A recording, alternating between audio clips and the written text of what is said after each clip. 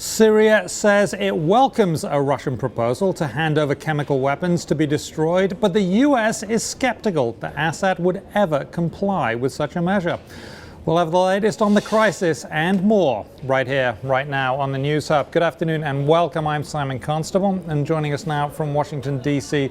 is the Wall Street Journal Bureau Chief Jerry Seib. Jerry, let's start off with the Russian proposal. They're making a proposal to Assad. Right, and it has the potential, I think, to complicate the path toward the vote in Congress here on authorizing a military strike against Syria. I think John Kerry, the Secretary of State, opened the door to this earlier today when he was asked a hypothetical question. Well, what would it take to head off an attack on Syria? And he said, oh, well, if the Syrians give up all their nuclear weapons and hand them over and let them be destroyed, maybe but that's not going to happen. Well, the Russian foreign minister, who happened to be in Damascus, picked up on that and immediately said, yes, we think we should propose such a thing. We've talked to the Syrians about it. And the Syrians have said in kind of very vague terms, well, we'll consider whatever it is the Russians want us to talk about.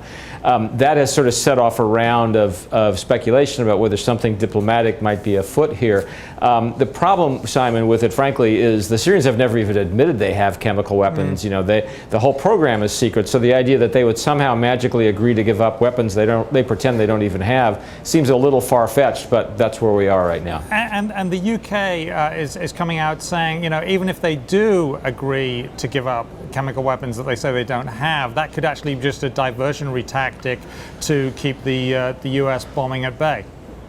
Right, exactly. And this, to me at least, this takes me back to those days before the first Persian Gulf War, when the Saddam Hussein regime knew it was in the crosshairs, and Tariq Aziz, the foreign minister, would every couple of days offer some new proposal or take one that was put on the table by the Russians or the Syrians or somebody and say, oh, look, well, here's a diplomatic idea. We should explore this. Let's hold off this idea of military action until we explore a diplomatic solution.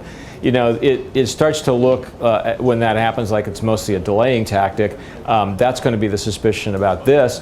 You know, but who knows? It may, in a Congress where people aren't all that eager to vote for military action to begin with, it could take on a bit of a life of its own. Interesting stuff. Well, that is the latest on that.